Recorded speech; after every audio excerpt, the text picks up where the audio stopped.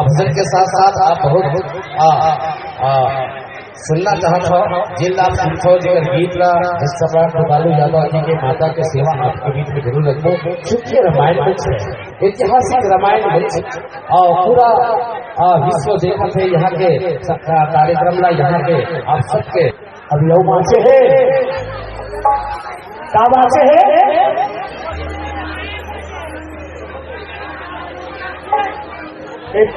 पीले अमहो पिया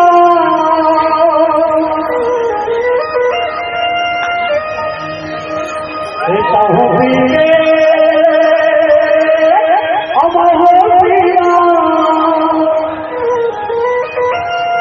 रस हरि नाम के काफी रहे रस पिया है प्रभु नाम के रस पिया है, ये मधुरा पान नहीं पीना है,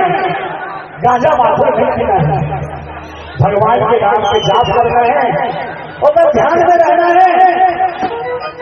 पूरी तरीके से पीले अमहो पिया रस हरि नाम के और जैसे हनुमत लाला पिए प्यारा हरि नाम के Hãy subscribe cho kênh Ghiền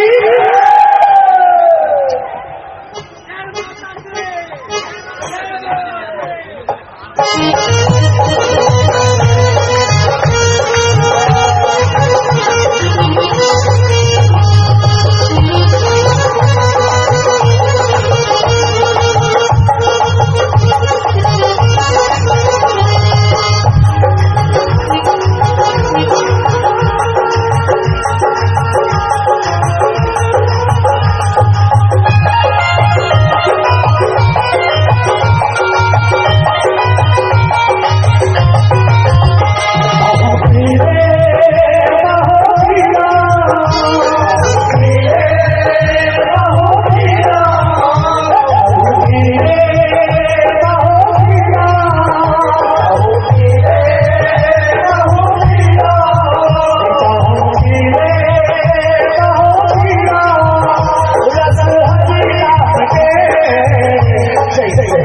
để không bỏ lỡ